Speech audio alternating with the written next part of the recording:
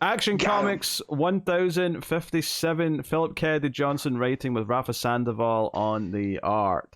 So, this starts off with a kind of a sweet little bit. It's Superman just having lunch with like construction workers. That classic shot of the skyscrapers with the builders out in the beams having their lunch. Here's my thing. Let's take a break from comics and be like, how does one walk out onto the beam and just sit like that and have lunch? Like, I know the famous picture, right? But I always imagine that they were already sitting and they picked it up to get the picture, right? But here, it seems like this dude just walked out there. Maybe when you're friends with Superman, you know that if you fall, he'll catch you. Yeah. Maybe if you're there, like if you're up there all day anyway, you just get used to it. Maybe, I don't know, man. I just feel like, one strong bit of wind when you're up that high, I feel like. Yeah. It makes me nervous thinking about it, and it's not real. You know? Like the amount of times I stumble in the street and don't actually fall down, but almost do. The thought of that happening. It's a bit embarrassing for you. Yeah. I mean, I'm not really embarrassed about it, but okay. Nice try, Connor. But you should be. But when you're up there that high, like that stumble could be just instant death. That's it. Yeah. It's a whole thing. But yeah, so he's sitting at lunch and he's like, "Hey, you don't have to keep checking up on me. I'm staying out of trouble. I'm being, because he's also asking advice about his kid because he's struggling because his kid's in trouble for stealing some money." And Superman encourages him and says, "No, because of your history, you're the perfect dad for this situation. You've actually got experience with the consequences. You can talk to him about this. And I'm not checking up on you. I'm just having lunch with a friend. I'm not, making sure you're keeping out of trouble." Yeah, Philip Kennedy Johnson's really good at this, aspect of Superman being everybody's best friend. Just with his whole presence and the way that he talks. And there's no condescension ever from Clark. Even when we get later to the main plot, and it's just he's really good at Clark's voice.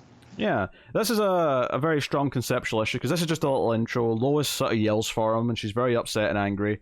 Not in a proper angry, but in a stressed at my job, get here now kind of thing. And it turns out because they've got an opportunity. When he comes in, he finds out that the leader of the Blue Earthers has offered to come in and do an interview, and they're debating whether or not they should.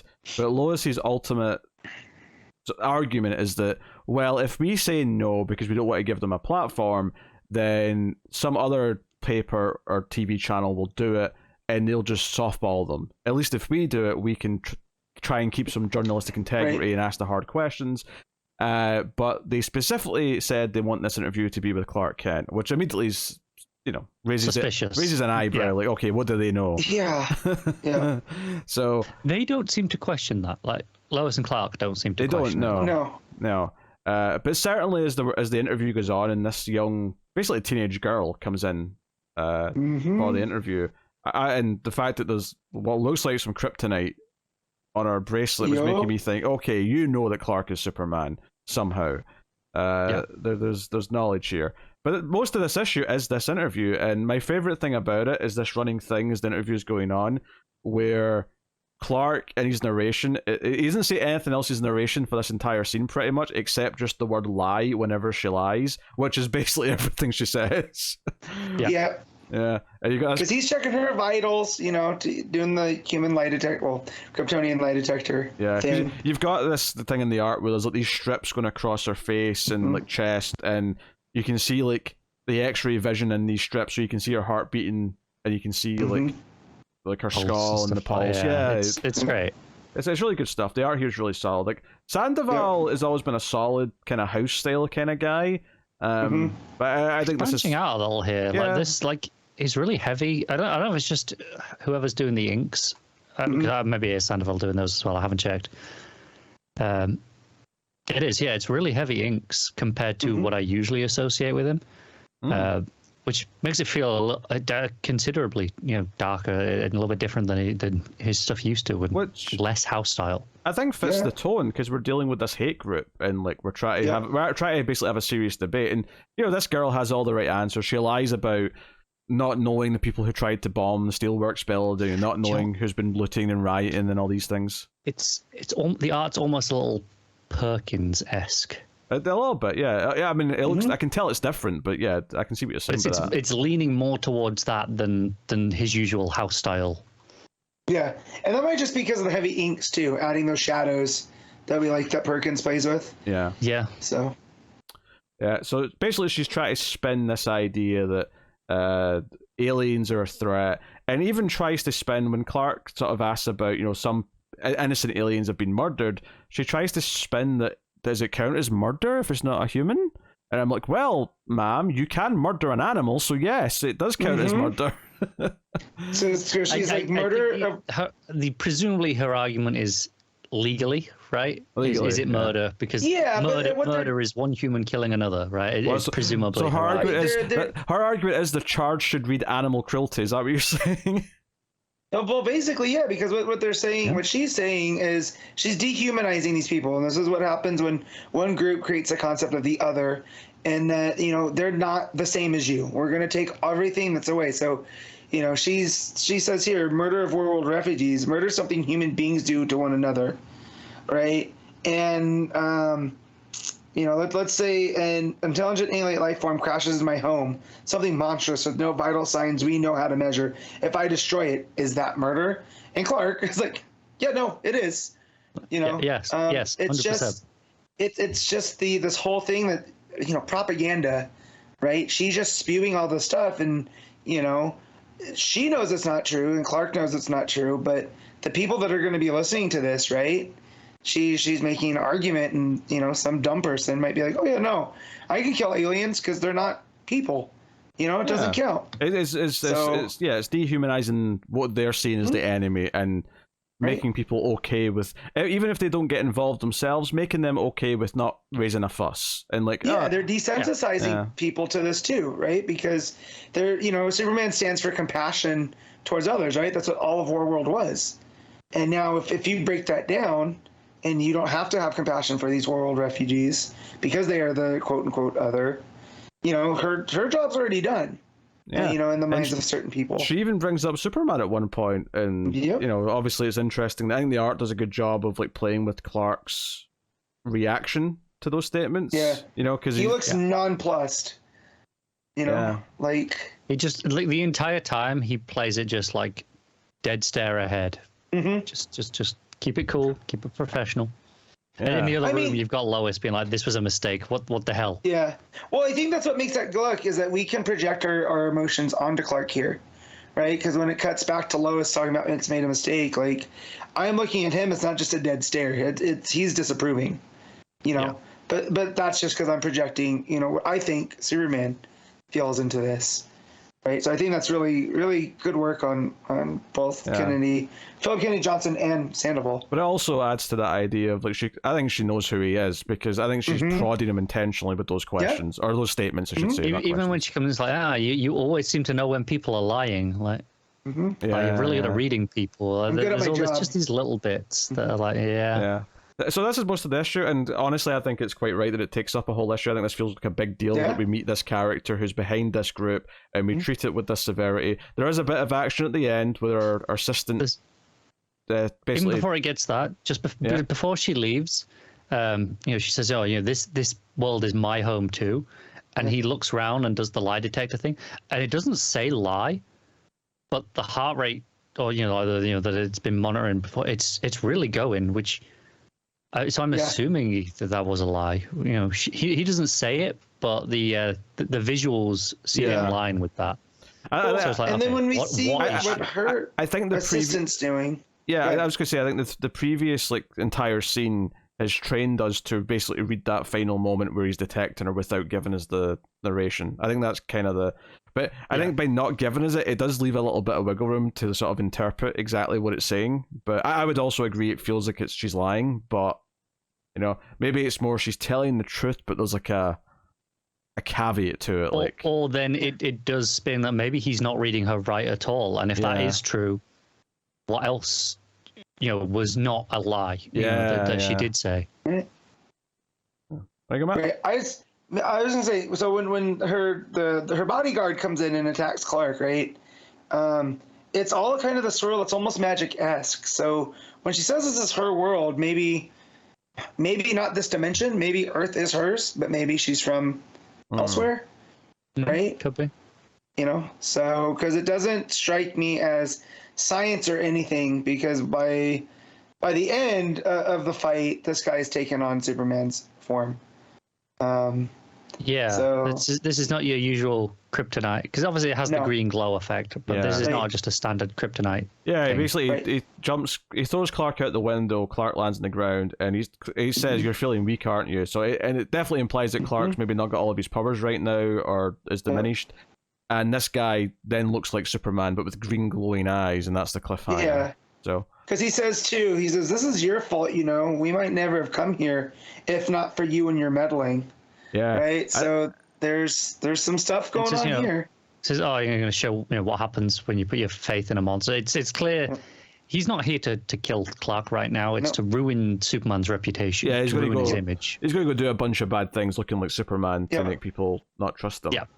So pretty much. Yeah, it's an interesting direction to take it in. We've been building up these Blue Earthers for a little bit. Yeah, sorry, I wish Cyborg Superman would come in and get mad because that's his thing. Right? I make Superman look bad. You guys don't make Superman look bad.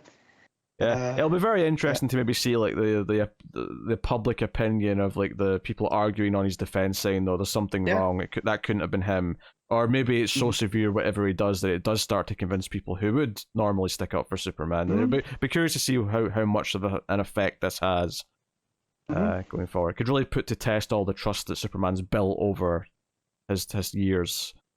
So, that's good. We have a couple backups. We have the Dan Jurgens Lee Weeks continuation. This is the John's been kidnapped by the alien princess and wants Clark to do something for her. And meanwhile, Doombreaker's still in a bubble at the farm. Yeah. The fact that Doombreaker's been in a bubble now for like 4 parts of the story is I mean, obviously he's out by the end of this one, but it makes it all feel a bit comical. I'm like, okay. Yeah. I wish that Jurgens would just tell a full story and just end things here instead of seeding stuff for later, right? Because, like, I don't know. Like, this started off being okay, like, when it was John, putting his trust into somebody that betrayed him. But, yeah, Doombreaker in that bubble for a while, I don't know. I'm kind of checked out on this. I kind of end up, like, flicking through because I really like the Lee Weeks art with the bright weather colors. It looks great. I just end up flicking through it, but like, I kind of don't care about what's actually happening anymore. Yeah, I don't really care that much. And I was really kind of surprised, because this is part 7. I thought, oh, this is going to be the end of the story. But by the end of this part, it's actually setting up more stuff. Now the alien princess has got Doombreaker to fight for her. Well, I mean, she's not convinced him of that yet, but she's got him like strapped to a table.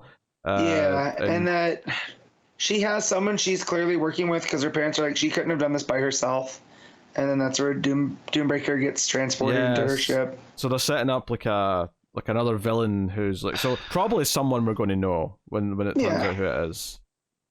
Would be the thing. And probably from someone from that era of the 90s, right? Because that's where Jurgens is really pulling from. Yeah. The whole Death of Superman type vibe. But yeah, it was, I don't know. I just kind of want him just to tell a full story. I don't need like this to be each part. It's very serialized in that way.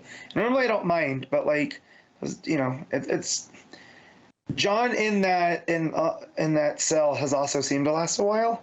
I mean, part of it's because we've not had Action Comics in 2 months, and part of it is just that these like short 10 to 12 page segments we get every month just make everything feel really drawn out. So it's just been kind of a frustrating read. They're kind of individually they're paced pretty well. Like each chunk doesn't feel like I'm getting a really short chunk as I'm reading it.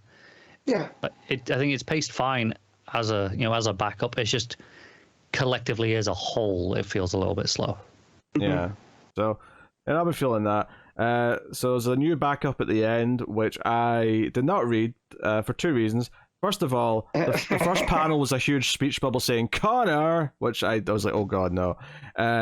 It's orange as well, might I point out.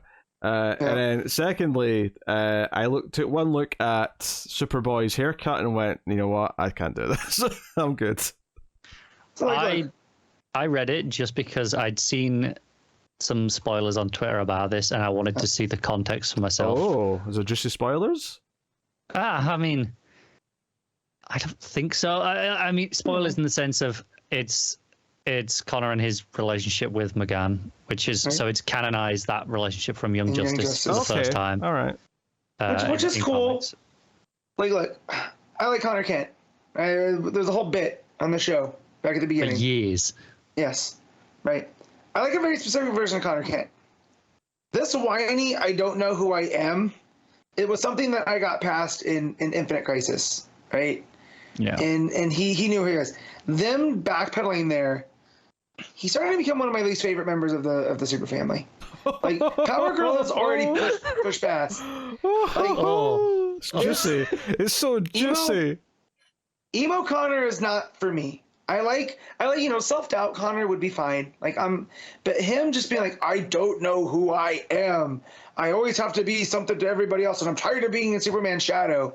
Yeah. I was like, I don't like emo Connor. I don't like sad Connor. I don't like depressed Connor. I don't like I don't know, annoying Connor. I mean, I would also add some positive versions in, but there's no such thing as happy Connor or like confident Connor. Or John's Teen Titans got to a point that after the insider stuff, which references in here, right, when he's, there's some pages where he's talking about he doesn't know who he is. They reference that where he shaves his head because he's half Luthor and stuff. And I just even in the Bendis stuff, him spending time on Gem World and having a family, and that was all positive character progression. And now we're just going back here to the annoying Connor that I just don't like. And I think that's the goal here, is we're supposed to think, because what ends up happening is that he goes to Miss Martian, and he lets her into his mind to feel, to show how he's been feeling. And it's this whole thing that he always feels like he's always been in Superman's shadow because he was meant to be a replacement Superman. And to him, that's all he's been. And so as he starts having this freak out that is he's supposed to be Superboy his whole life, she kind of tries to pull him out and to calm him down. And he gets pissed that, she saw all this, and he gets embarrassed and yells Even at her. He invited her in to see it. Right. And because I thumbed through this before I read it just to see if I, want to finish it. And I just thought maybe she had invaded and that's something he didn't, but no, he invites her, and he, we're supposed to believe that he's the, the emo kid here. And I don't know. I don't like this direction it comes down to. It's not particularly, poorly written, and the art looks fine. The characterization, I'm tired of my Young Justice peeps getting assassinated here. I feel like Connor's story has basically just always been the same, and it's kind of what you were just saying, as we keep going back to, I don't know my place in the world, I'm just kind of in Superman's shadow. It's just been that every time. It's the exact same with Red Hood and the whole oh, Bruce, I want to kill you, you won't let me kill. Why didn't you save me, Bruce? It's right. And when we have Jason, it's because he's moved on from that, and he's almost, a little bit of spoilers for the Batman Catwoman story, is he's almost doing stuff just to be a thorn in Bruce's side, because of this type of stuff. It's not always done for the last decade. Right, but it's not about him wanting to kill or not. It's just Bruce, you're wrong.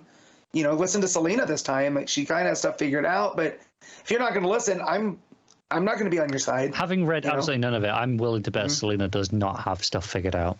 She kind of does. She kind of does a little bit, but maybe there's some stuff that bigger picture, maybe not. But in the present moment, stuff's working out. But yeah, when we like Jason and stuff, it's for those moments where he goes beyond that, oh, Bruce won't let me kill him, the black sheep of the Bat family. No, it's because you want to kill. It's why you're the black sheep of the Bat family. Right. And smart writers figure that out, and they don't bring it back up. And here I just feel like with Superboy, we can coexist. Right now we have two Supergirls active right now, right? We have Power Girl and we have Kara. And, they're both unique, but neither of them are doing the I don't want to be in Clark's shadow. They both have their own wants and needs, and it's just, so you can have multiple super family members, and we don't have to constantly do this, right? it's very frustrating as a Connor Kent fan, and him yelling at Ma Kent. Like, I know it's supposed to be out of line, but man, come on, that lady's done so much. Like, don't take out your little teenage stuff on her, young man. I don't know. It's just a bummer. It's like seeing Miss Martian. The phrasing this episode has been something else.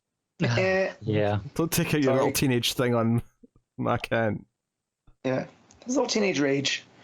But yeah, so I wish that the backups were consistently good, because it always feels like the action ones are always lagging behind other backups. You know, and the detective you know, ones have been pretty solid. Yeah, the detective ones have been pretty solid, but like the Power Girl ones are pretty decent, I feel. You know, so we were in a kind of good, but then the Jurgens one was kind of But yeah, so. But yeah, just fix Connor, please. Let's get him to a point. I mean, I guess that goes for all of Young Justice at this point too, because what's Tim doing right now? What's Cassie doing right now? You know, Bart. You know, we'll get to Bart in a few, I'm sure. But yeah. DC, fix them. Or just don't bother using them that much. That's fine. Here's the thing: Didio spent 15 years ruining them. True. Mm-hmm. It's going to take time to get them back to a usable state. And we unfortunately. you know, since the start of Rebirth, we have rehabilitated a lot of things at DC. Mm-hmm. But just obviously not everything. Yeah. So anyway, what are we rating Action Comics as a whole then, Connor? I'm going to give it an. Main story would have been an 8.5. I'm going to break it down to an 8, including that backup that I read that was not too hot. Connor? Matt, sorry. How dare you?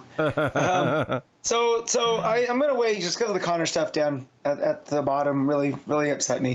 But the main story would have been an 8.5, right? The Jurgen story's so that's gonna get pulled down to 7.5. Yeah, I think my attitude when it comes to these backups is that, like, if I want to just ignore them and rate the main story and pretend they don't exist, I'll do that if I feel the main story is worth the praise. And it probably helps that I didn't read the Connor one. So yeah. I will. I think I'll still say 8.5 just because I actually I'm just focusing really on the main story though. I'm not really even thinking about the backups.